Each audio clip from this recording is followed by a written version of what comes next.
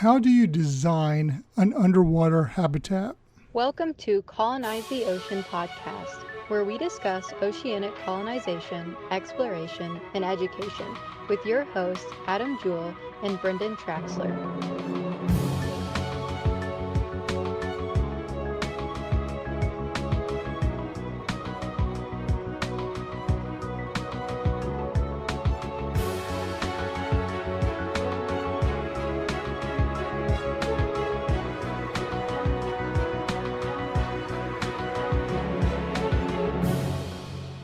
So I titled this one Engineering the Future, and usually I don't give out what the title is, but I decided to think a little bit more. I want to talk a little bit. This one will be a little bit longer too.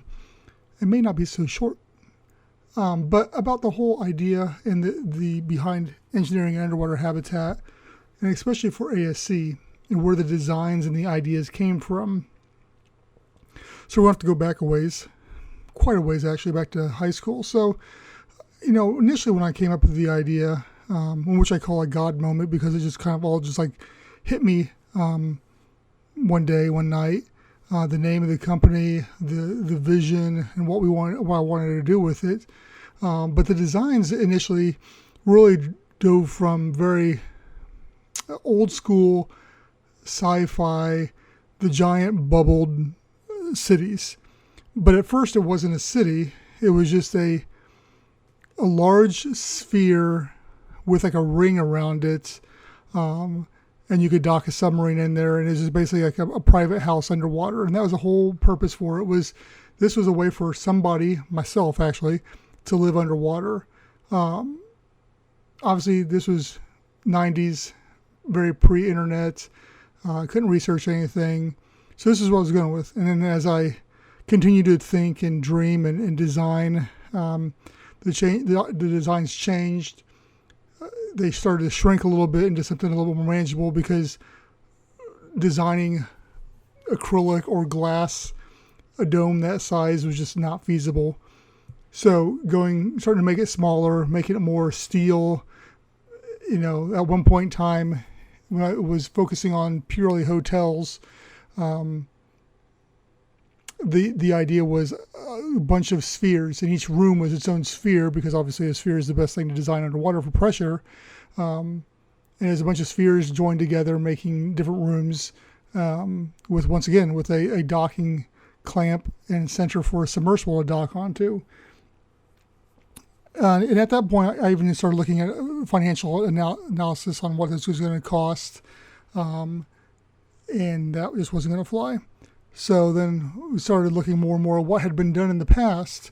Started looking at Sea Lab and Con Shelf and other underwater habitats that had come before its time.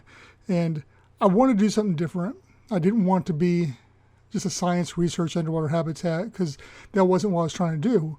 I was trying to make something that you could come on land, get into a submarine. It would take you down, it would dock, you would walk off of it just like you would any other type of transportation, and then stay at your underwater hotel or your underwater house. I never wanted you to have to climb a ladder to get up or in or out of the habitat or the submersible.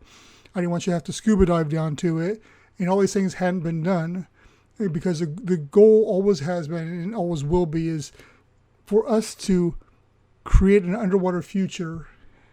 You have to make this as frictionless and as easy for people to come and go as they would here on land.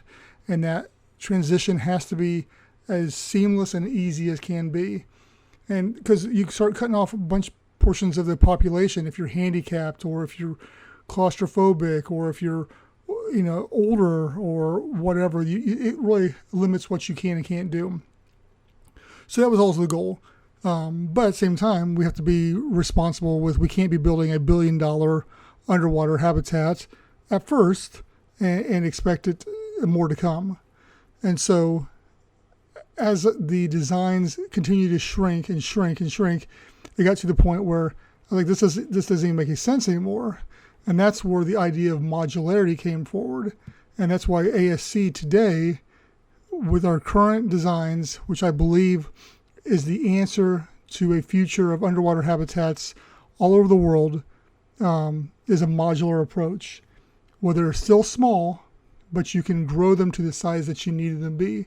And the fact that we're going shallow versus deep, they don't have to be the spheres or the cylinders of old, because we're not designing these things to be hundreds of feet underwater. It simplifies a lot of things with that design style and that design choice. It's not for everybody. I understand the science community. It's probably not going to be for those that are wanting to do deep sea, saturation-based underwater research. But there is still a large percentage of the continental shelf and shallower waters that we can be placed on, where ASC will thrive for the science community, for the recreational diving community, for the Airbnb community, for personal house if you have the money you want it for your own personal getaway, data centers, energy storage. We've talked about all these things in the past. And so that was ultimately where it came down to, was here's what ASC is, as I said, and how do we make that happen at a cost point that we can make a lot of these and keep the cost down so people can afford them, and open it up to the public. And so that is kind of where my mindset has been through all this. And this was more of a explaining why ASC looks the way it does, how I got to that point, and where we are at this point in time. The future is underwater. The more I watch things about SpaceX and NASA, the more and more I feel more and more confident that the near future is an underwater future.